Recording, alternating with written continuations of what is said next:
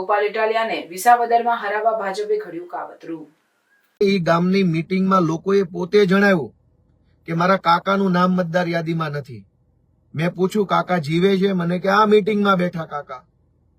કોઈ કે મારા ભાભીનું નામ નથી, કોઈ કે મારા દાદીમાનું નામ નથી, કોઈ કે મારું પોતાનું નામ નથી મતદાર યાદીમાં। એવા લોકો છે કે જેણે 2024ની લોકસભાની ચૂંટણીમાં મત આપ્યો હતો, છતાં એ લોકોનું 2025ની મતદાર યાદીમાંથી નામ ડિલીટ મરાઈ દીધું ભાજપ વાળાએ।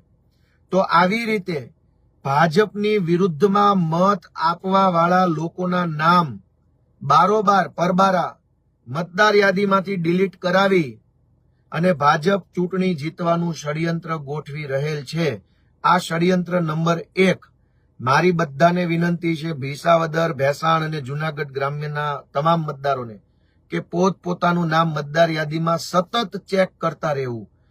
ફોર્મ ભરવાની તારીખ પૂરી થઈ જાય ત્યાં સુધી મતદાર યાદીમાં ચેક કરતા રહેજો। આ ભાજપ વાળા મહાહરામી, મહાહલકટ માણસો છે। રાક્ષસોને પણ શરમાવે એટલા વિકૃતમાં વિકૃત લોકો ભાજપના માણસો છે।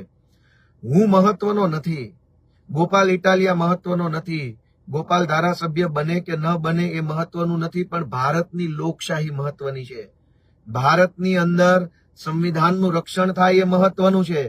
ભાજપ જો મતદાર યાદીમાંથી નામ ડિલીટ કરાવીને ચૂંટણીઓ જીતવાનું ચાલુ કરી દે તો પછી પબ્લિકનો કોઈ હક જ ન વધ્યો આ દેશમાં।